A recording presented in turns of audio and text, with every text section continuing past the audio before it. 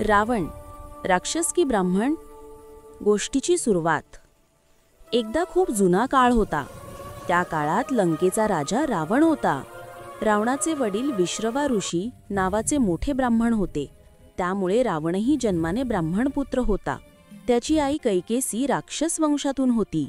पण रावणाने लहानपणापासून ब्राह्मणांची विद्या, मंत्र, वेद यांचा अभ्यास केला.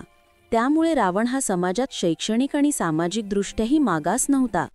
उलट फार मोठा विद्वान आणि सामर्थ्यशाली राजा होता. रावणाचे गुण.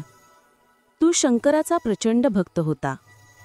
त्याला संगीताचं आणि वेदांचं अफाट ज्ञान होतं. त्याने सोन्याचं महाल बांधला. त्याच्याकडे 10 डोकी म्हणजे 10 प्रकारची विद्वत्ता होती.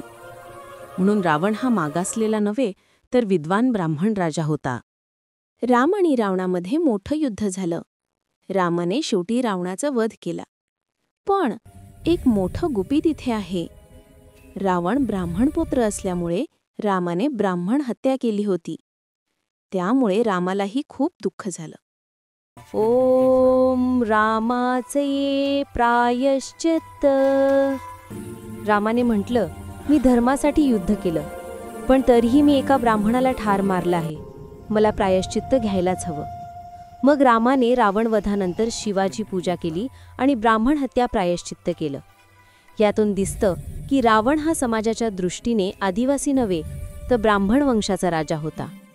लंकेचा राजा रावण हा विद्वान होता, शंकर भक्त होता, पण त्याच्यात एक मोठी चूक होती, अहंकार. त्याला वाटलं की त्याच्यापेक्षा कोणी मोठं नाही. या अहंकारामुळे त्याने सीतेला पळवून नेलं, युद्ध केलं आणि शेवटी त्याचाच नाश झाला. आज जी लोक स्वतःला रावण भक्त म्हणवतात त्यांनीही लक्षात ठेवलं पाहिजे, अहंकार, गर्व आणि घमेंड कुणालाही वाचवत नाही.